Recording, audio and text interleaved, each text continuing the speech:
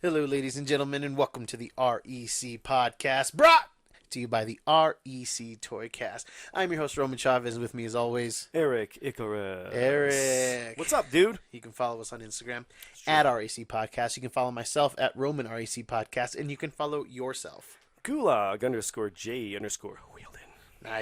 Nice. How you doing, brother? Better, yeah. Mm-hmm. Yeah, I think we're both. Like, I still got a little bit of Me a too. cough. I had a little touch of it still. But yeah, you got some tea. Yeah. You I chose got to my go little the tea route. Mm-hmm. Yeah, we did not put that in a comic book mug because this is a spiritual thing, okay?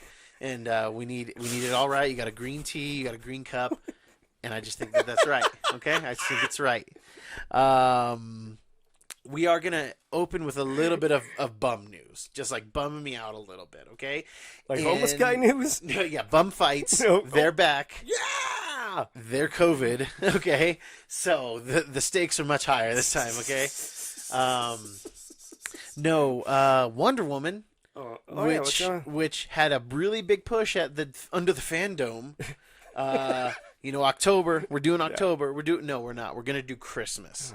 Oh, right now, I feel like a bunch of things are supposed to come out Christmas or at least in December. They're gonna just front load Christmas, and it's not. And it's like you gotta spread that out a little bit, man. Yeah, too many things I think are gonna come out, and there's only if the occupancies stay the way they are. I mean, you're not gonna be able to get. You're not gonna get your nut. No, you're not gonna get your nut, dude. So you could have owned October. Yes, and I feel like I don't know. People are like ravenous to go and see movies now, man. Yes, and they want to see something cool. It's something good, not like New Mutants. Yeah. Less we say about that, the better. I haven't seen Tenet yet, but I'm tentatively gonna see it. We'll see. I don't know if I'm gonna watch it in the theater. I'll probably wait till it comes out. I don't know. There's not. What's the word I'm trying to say? It's kind of like. Everybody loved Inception, right? But then you kind of find the prestige people are kind of mixed. Sure. Interstellar is very divided. Very. This feels like Interstellar a bit. Okay. Yeah. So I feel like it's just a straight up Nolan movie. Okay. That's the sense Nolan being Nolan. Just Nolan doing Nolan stuff. So yeah, this Wonder Woman moving out of October. It's like, how many times are you going to delay this thing? You could have owned October. Yes. Because there's right now there's not a lot of horror films that have for sure come back because they backed off. I'm assuming because of Wonder Woman. Yes. Yeah, they were like, we're not going to compete with that. Yes. So hopefully, with Wonder Woman coming out, maybe everybody's like, okay, we can release Spiral. Mm-hmm. We can release. Man, there was I got a bunch of posters at work the other day for horror films, but just coming soon. No incarnation, which I get. It makes sense, but maybe because obviously those movies are in the can. Yeah. I'd say jump on this. Yeah. Jump on it. Well, my thing is, I bet you, since like production is still taking forever to happen, right? I bet you they're just like, hey, if we push this stuff, because they don't have any product to replace it, right? So the longer they can push some of these things, they'll be able to, like when we had the writer strike a few years back, totally. like 2008 or whatever it was. You can have. They have stuff banked up a bit. Yes. Because if they release everything now like they want to, or in the next 12 months, maybe we don't get to production by Christmas. Right, right. So it's just like there's going to be some dead space. But I think it's going to leave the room for a lot of these movies that nobody would have watched or cared about to like get a little bit of play. Totally. Yeah. That makes a lot of sense, and I think that's the smart thing. This movie came out this weekend called Broken Hearts Gallery. Okay. I have no idea what it is. It's definitely kind of one of those like Teamster, teeny bopper. What's the douchey guys with the beard like mine but hair? What are those guys called? The hipsters. Yeah, hipsters or bros, bras. Yeah. It seems like it's in that vein. Okay. But, never heard of it until it came out yesterday. I did never. Yep. So that's just hitting my ear. I'm like, okay, sure. I don't know. What was it called again? Heartbreakers. Oh God, I honestly already forgot. Like, yeah, it doesn't matter. Broken Hearts. Yeah, the Broken Heart Club, something like that. Jesus, dude, I that's how forgettable it is, man. It doesn't matter. You said that, and it like put a whammy on me. Yeah, because Broken Hearts Gallery. Boom. Okay, there we go. I got there. So free plug for them. Yeah. Okay. Yeah. If you want to advertise, please get a hold of this guy. Yeah, get us a check, please. We could use it. Yeah, sure. Yeah. Yeah, I'm just bummed because that was going to be the primer for Black Widow. Yes, and it was going to go right because you were going to get I think that's what they're not thinking about too. they were going to be able to set the bar, Yes. and Marvel is almost always going to exceed the bar. Sure. But you can't go from, oh my God, Black Widow was the most amazing to like Wonder to Woman. Wonder is, Woman's oh, man. good. Yeah, it's good. It's Yep. going to influence how people perceive Wonder Woman. Yeah. Oh, big time. That's a good point. I That's a really good I point. don't think this is a good move at all. It's not Aquaman. No. Aquaman came out Christmas, dominated, but it came out of nowhere in terms of Right. nobody expected it to make $1 billion. Right. Nobody. Right. So you don't think they did that on purpose? Not as on purpose as that. Yeah, dude, I don't think it's the right move. I think they're scared. Yes. But of what? All you have to do. And maybe it's just because they delayed this movie so long. Like, man, Let's do it again. How much do you think that they're like, man, we should have just came out last June like we planned? They're kicking themselves. Oh, They're they kicking have to be, themselves, dude. because this is just not going to make the money. No, It's not going to be $1 billion movie. with the limited seating. You keep pushing it. I don't think you're piquing interest anymore. No. You're generally now you're just pushing your fans away. Yeah. And maybe not the fans, but the casual.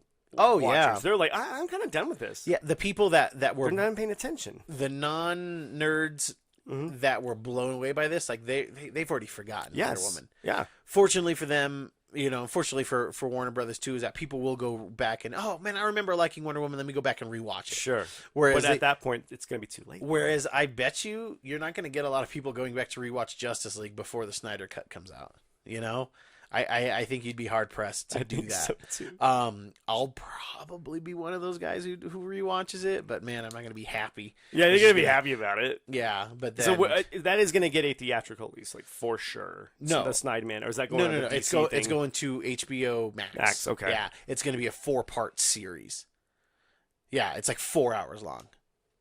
Yeah, yeah. That's news to me. Yeah. Okay, so It's not news to you. We talked about it on the show. no, I didn't know about the 4-part But thing. hey, I love that you forget it, because it's like then it gives us reason to because redo. maybe that was so dumb to me that it just like it was like the broken hearts. You had the exact thing. you had the exact same reaction, and I think you're like Wolverine, and you're like healing traumatic thoughts, Yeah, totally. traumatic experiences. So Because that's the dumbest thing I've ever heard in my life. it's a little dumb. Yeah, it's a little. This isn't Roots. Jeez, Eric. Where do we go from here? Yeah, I don't even know. So we'll see. Wonder Woman for Christmas. It's funny. Big Tuna actually texted me that, and I was like, "Oh, did it move?" So I like went and Googled, and it took Google several minutes to catch up to the text that I got from the Big Tuna. Yeah, dude, that guy's on it, man. Dude, he's always on it. I love it. So shout out to the Big Tuna. It's nice to reel you in from time to time. Ooh, you getting real here? There it is. Dude, I heard a crazy story on Robservations that I've been dying to talk to you about. What's up? Okay, so he did this. I kind of let the podcast build up a little bit. Right. So he was doing he did a 4-part series on his Heroes Reborn stuff. Oh God! But like, that's awesome. I love the economics of comics. Sure. I love that type of stuff. And this was all about this. How it took 2 years to like hammer out this deal, because they had left. And gone to Image. Yes. Started their own thing. Yes, they started their own thing. Yes. Which I believe they call the Exodus. Yeah, they call it the Image Exodus or something like that. Yeah. Where you had Todd McFarlane, Eric Larson, Rob Liefeld, Jim Lee. I think Silvestri went too. Yes. Silvestri might have stayed a little bit longer and then went later. Oh, okay. But you had the greatest artists that Marvel had in many, many years. Young, just like revitalized everything. Oh, yeah. Jim Lee revitalized X-Men. Rob Liefeld created X-Force, revitalized New Mutants. Right. Todd McFarlane revitalized Spider-Man. Yeah. You literally had Spider-Man sell 3 million copies, which was the record That's crazy. for That a is Spider-Man insane, book. dude. And you had Jim Lee's and Chris Claremont's X-Men sell 8 million copies off of the gimmick of variant covers, because it had the 4 covers. Totally. And then you had 24-year-old Rob Liefeld coming off the success of New Mutants, introducing Cable and Deadpool in the same 10 issues. Right. And then being given the reins to say, hey, you can start your own X team. there's a conversation in which Rob is asking Todd, like, what do you think? What do you think we're gonna do? Can we hit $1 million? And he says, I don't know. I don't know if you can hit $1 million. You're talking Spider-Man. Yeah, numbers. totally. You're not With gonna, a new team. Yeah, you're not gonna do Spider-Man numbers. Well, X-Force drops, and sells 5 million copies. Yeah, it's the number 2. And I don't think these are ever going to be beat. These top 3, not now. You just don't get those sales No way. anymore. No so way. these guys, they reinvented it. They leave. Okay. Yes. We know that Rob and Jim sign a deal with Marvel after a couple of years after they've left. After things cool down. To reboot, the Marvel Universe. Yes. Again. So Jim does Fantastic Four and some Namor stuff. Right. But Rob does Captain America and the Avengers. Yep. And or at least like part of the Avengers. Like he was agreed to do like certain parts of it or whatever. Right. And like it was big. Like they sign these exclusive contracts. They get signing bonuses. It's like this crazy thing. It's a long story. I don't want to recap everything about it. But what happens during all of this is that Marvel goes into bankruptcy. Oh, that's right. Okay, yeah, this is about the time. Yeah, and there's all this stuff going on, and Rob and Jim are not going to be paid fully for what they had signed on to do, which they were promised $3 million each. Right. Not getting that. Which was which was crazy. Yeah. Like no artists or nobody was doing that. No way. But these guys, they were, if they you know brought what them they were worth. Man. Yes. So while this like flux is going on, Image is suing Rob Liefeld because, and this is what I found interesting. This was a lot of interesting stuff. Excuse me. Oh, you're good, man. Basically, your book, if you worked for Image, your book made whatever, you had to kick in $2,000 in sales from each book, and that went to Image. Okay. So that's fair. Everybody's kicking it. The average person was kicking in about $4,000, but he was putting out 18 to 20 books a month. Oh wow! So he was paying $40,000 a month, or a book into the pool and everything, and that's why he leaves. Oh. That's what he says, that they, because I had heard it different. Right. That he was embezzling and all that stuff, like really dirty totally. stuff. Yeah. And he's like, no, I was leaving because I was going to leave certain characters there to put in for Image. Sure. But I was going to create another studio and just go there because I was bringing in all of this money. Right. And I was having to spend way too much. Dang. But what's interesting is that, so at this time, Marvel's declaring bankruptcy. Rob is trying to sell his company, and the Image guys, they like send Jim Lee to like handle negotiations, and Jim's like, hey, we're going to pay you the money that we owe you, because basically they had like locked out Rob's account. Yeah, totally. Because of all that stuff. Yeah. And he's like, if you sign here, you can get out of this. And he's like, yeah, I just want the money that I'm owed, and I'm good. I'm out. So that's good. Everything's golden. But apparently, like, that's not what the other Image partners wanted. And apparently, Jim was in the process of trying to sell Wildstorm, but he couldn't because of his litigation with Image guys and Rob Liefeld. Oh my god! So Rob's putting these like pieces together from like, he has no true evidence on a lot of things, but he's like, this is what I was told. And then another guy told me that Marvel was going to be buying Wildstorm, and then that Jim Lee was going to be given the keys to Marvel. He was going to be the editor-in-chief. And this is coming from Jeff Loeb, tells this to Rob Liefeld. So it's like all but done.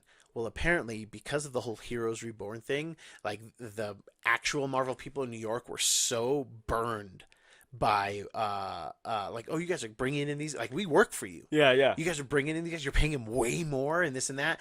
And then I guess part of the deal was that Jim was going to move all of Marvel to the West Coast. And like, so people were going to lose their jobs. So I guess like people from the card companies, everything, they like put the kibosh on that. Like they were like, we're not going to work for da-da-da-da-da. And rumor has it from Rob that that's why it never happened, because these people were like, nope, Jim will not be editor-in-chief.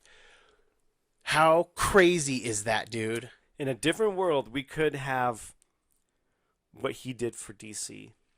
You know what I mean? He could be, you know what I mean?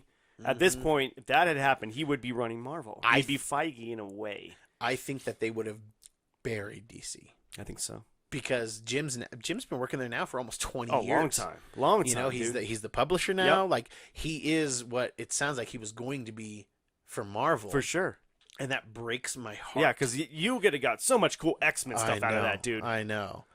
Like, and I will say that I think his characters work better in the DC universe. mm-hmm. But I would love to have a grifter in there. Is that right, or is that somebody else? Yeah, Grifter is from Wildstorm. Is that and okay? Wildcats Yeah, I mean, I think he would fit in Marvel, but I think they do fit better in DC. He fits better in DC. Yeah, but oh my god, just in Earth, 2, mm-hmm. Yeah, we could be like talking about there was a point when Jim could have been the publisher for DC and what could have been, or for Marvel. Yeah. Marvel rather. Yeah, I mean, it's so crazy. It's so crazy. To yeah, me. It bums me out. But it was a story I'd never heard before. Yeah, and he told a lot of stories about the Image guys that I was just like, oh, dang man, like that's crazy. Yeah, because it always seems like it was always rolling on to him. Yeah, just Rob was the issue. Right. And it sounds like he was definitely like stirring the pot a lot. Sure. But he felt God. I mean, this was a guy who was a kid. Yeah. He was 24.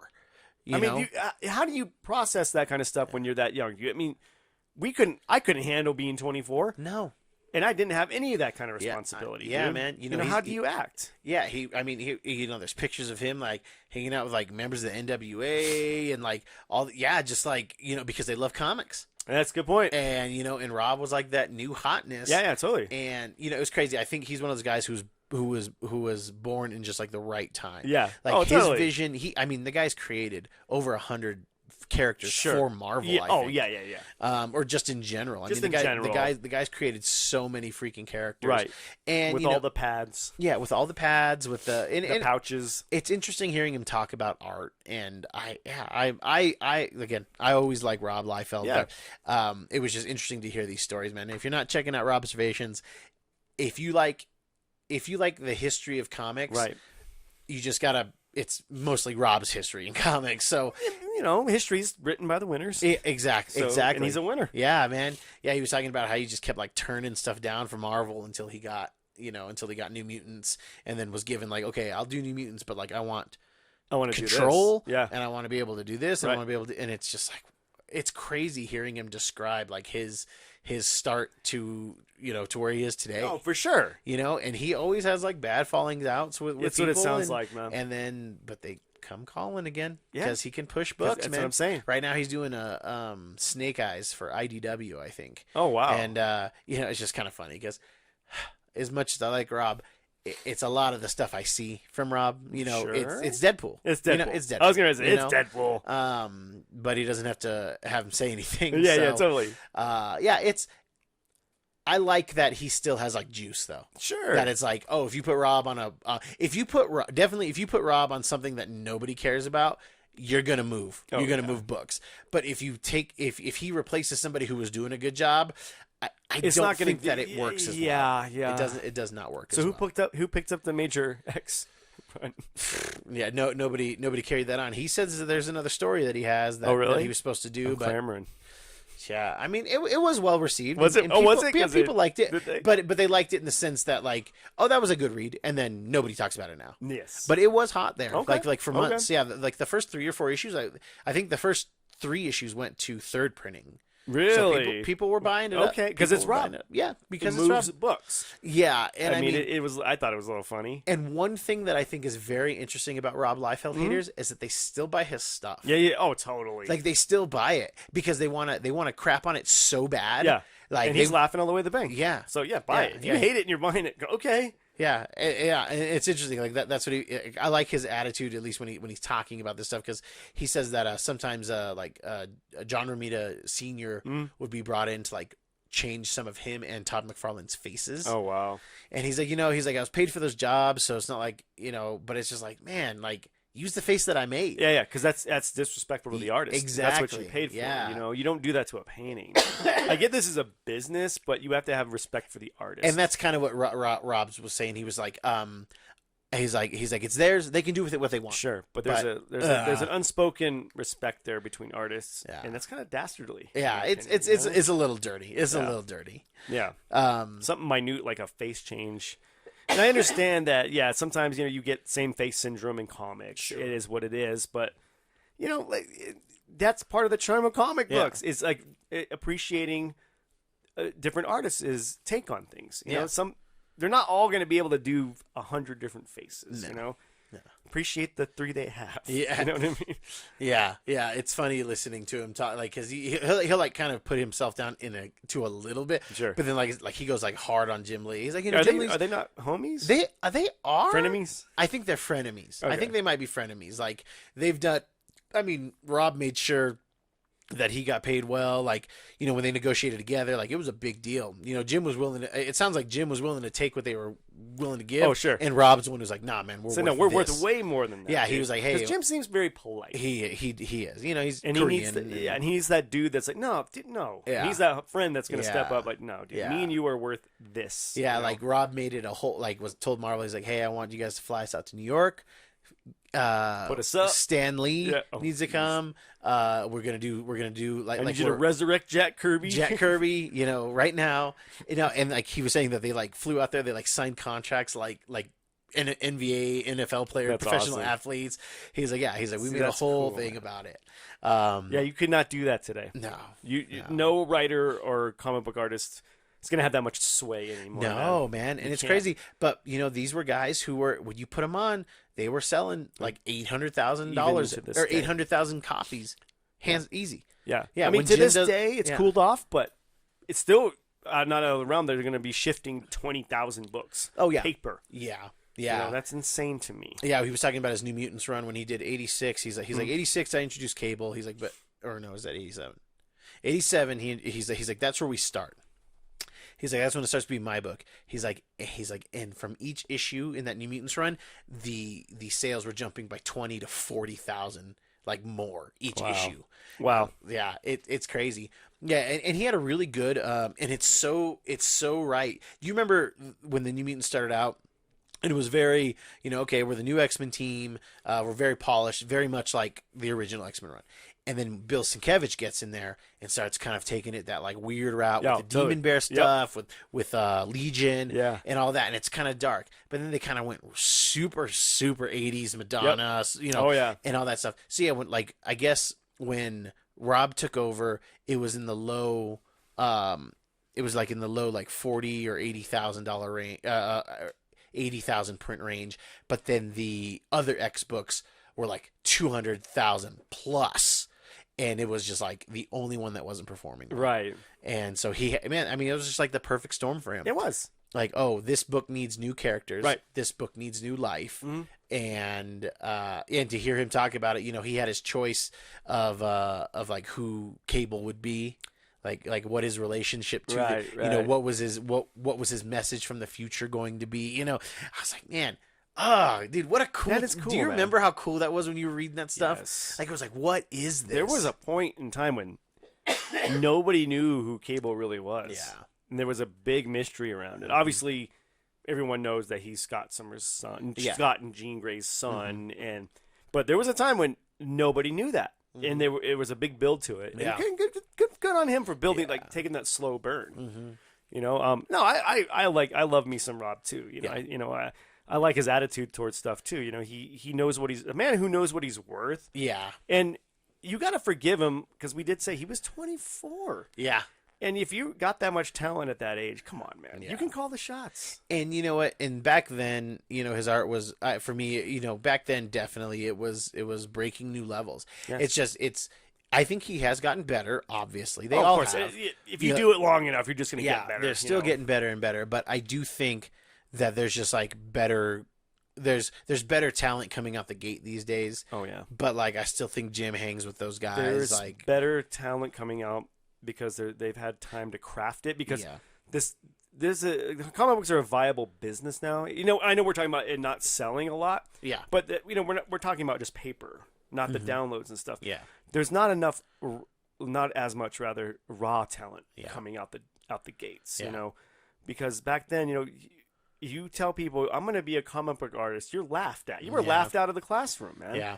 Now it's like, oh yeah, absolutely, we have classes for this. Yeah. Come, we'll show you how to shade and ink and.